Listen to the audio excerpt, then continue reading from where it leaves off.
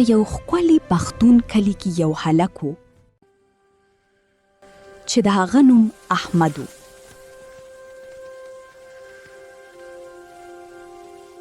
هغه د خپلې مور سره اوسېدو او د خپلو ګدو ستینه یې کولو.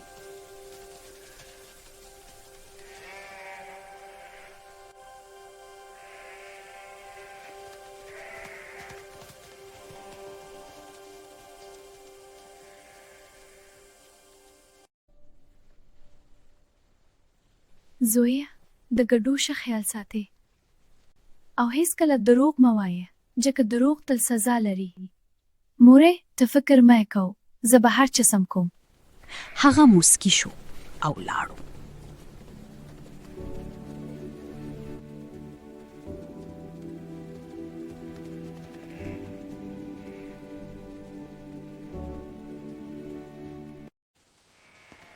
احمد په غره کې ناست و او ګدۍ یې سرولي.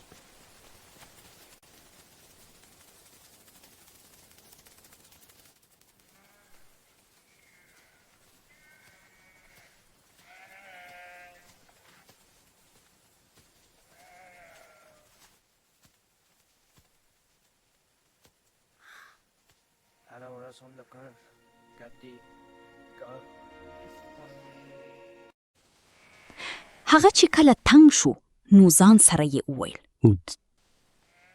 حالا وایم دا کار ګډې غوار هیڅ خوند نه لري. راځئ یو ټوکه وکړم، ګورمه خلک څه کوي. بیا په دې ذهن کې یو شرارتي خیال راغلو. احمد په زور چغه کړي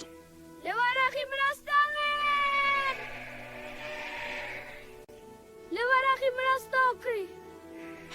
کلی خلک په مانډه راغلل. لیوه چاته ده؟ چا کودلۍ راغستې، چا تبرونه. هیڅ لیونه وه، ما خو ټوکه کوله.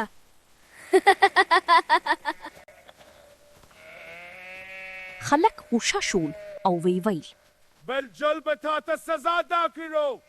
هراک ډاول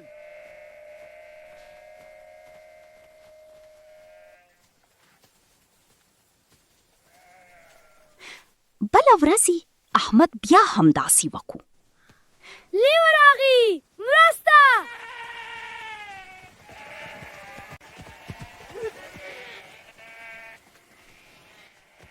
د تکفسکي ته بیا دروغ وایې. تاسو ډېر ساده خلقه. نور به ستا خبره نه منو.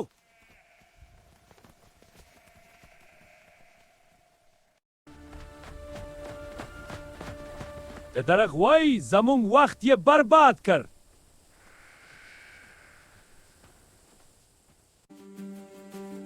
دریمه ورځ رښتیا یو لیوه راغلو.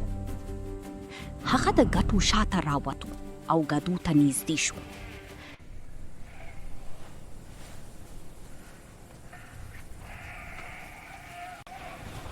احمد ډیر ویریدو او چغه یې کړه یا الله دا رښتیا لیوه ده.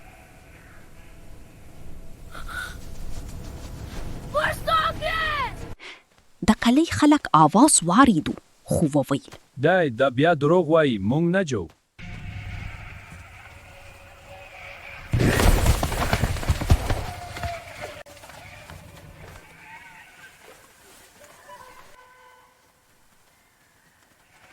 زه رښتیا وایم، مهرباني وکړئ راشئ. احمد په جړه کلي ته راغی. ډېرې ګټې یې له مخه تللې وې. مونږ ته ویلي وو دروغ تل سزا لري. ما وبښئ، نن زه رښتیا وم. زویه ما تاته ویلي و چې دروغ مه وایه. زه واده کوم نور به هیڅ دروغ نه وایم. رښتیا تل بریالي وي. دروغ انسان تباه کوي.